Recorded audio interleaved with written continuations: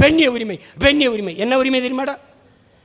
கணவன் இருக்கும்போதே மனைவி இன்னொரு ஆண்மகனோட இச்சைப்பட்டால், விருப்பப்பட்டால் உறவு வைத்துக் கொள்ளலாம்.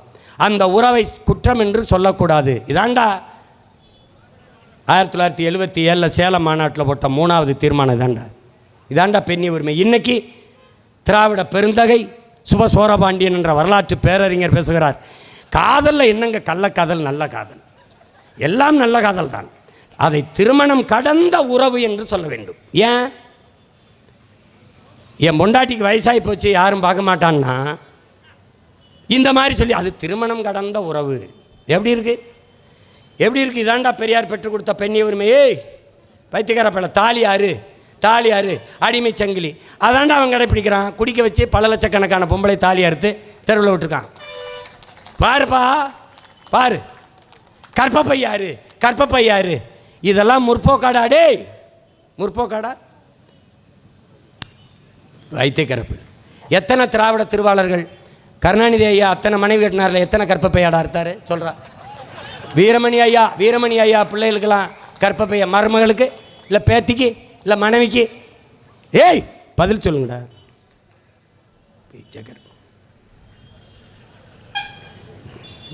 எதாவது பேசிக்கிறப்ப முருகா மனுஷிக்கு முருகா கோபப்படாது.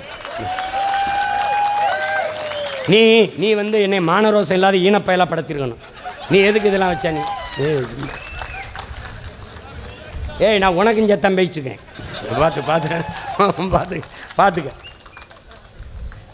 பார்த்துக்க.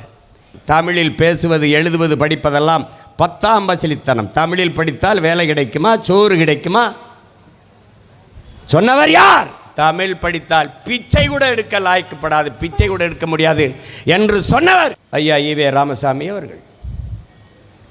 ஆனால் என் அன்பு உடன் பிறந்தார்களே, பேரன்பு மிக்க பெற்றோர்களே, தமிழ் படித்தால் பிச்சை எடுக்க கூட லாய்க்கில்லை என்று சொன்னவர் வாழ்நாள் முழுக்க தமிழிலே பேசி பிச்சை எடுத்தார் என்பதுதான் வரலாற்றின் மிகப்பெரிய உண்மை.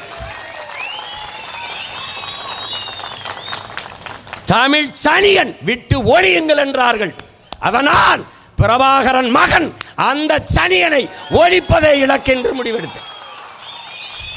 இவர்கள்தான் தொடங்கினார்கள். என் உயிர்க்குயிரானவர்களே, தமிழ் காட்டுமிராண்டி மொழி என்றார்கள், தமிழ் முட்டாள்களின் பாஷை என்றார்கள், சொன்னவனை தமிழர் தலைவர் என்றார்கள். இப்படி ஒரு இன உணர்வும் மான உணர்வும் கெட்ட ஒரு இனம் உலக வரலாற்றில் உண்டா என்பதை நீ உனக்கு நீயே கேட்டுப்பார்.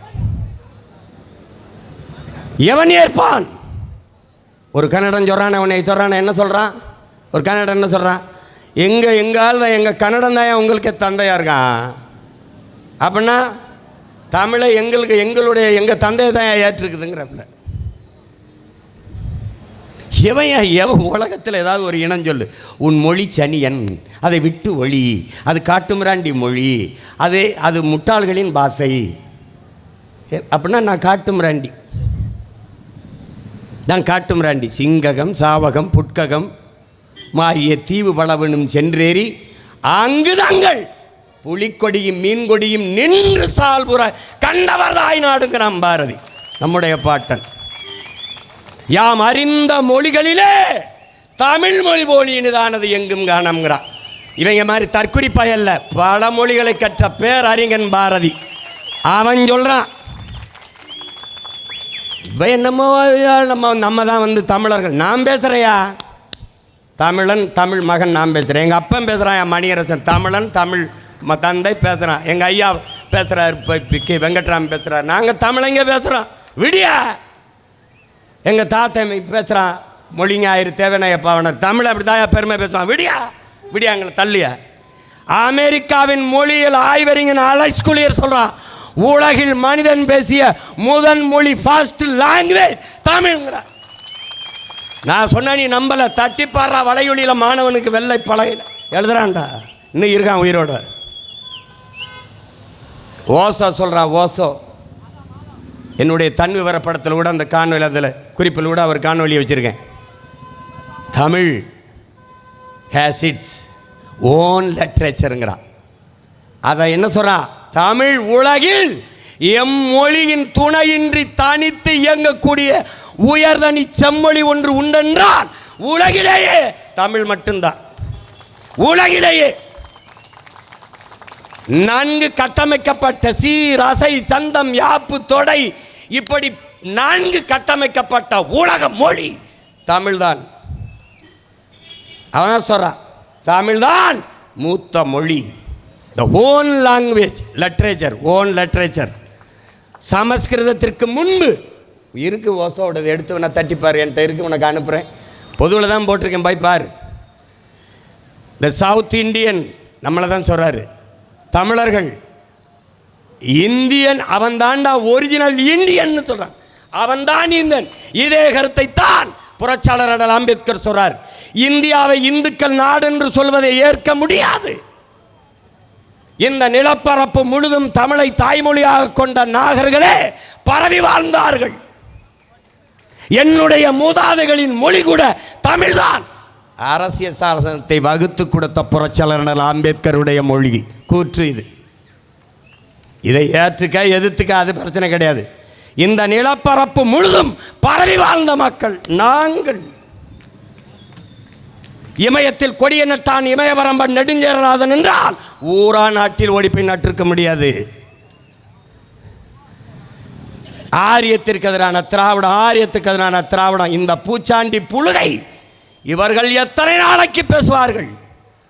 ஆரிய படை கடந்த பாண்டிய நெடுஞ்செழியன் உண்டே ஒழிய திராவிட சனியனோ செழியனோ இங்கே ஒருத்தனும் கிடையாது. எவன் இருக்காங்க? உன்னுடைய என்னுடைய கோட்பாடு ஒன்றாகத்தான் இருக்க வேண்டும். நம்முடைய தாத்தன் புரட்சி பாவலன் நமக்கு கற்பித்தது, தாயை பழித்தவனை யாரு தடுத்தாலும் விடாதே, தமிழை பழித்தவனை தாயே தடுத்தாலும் விடாதேங்கிறான்.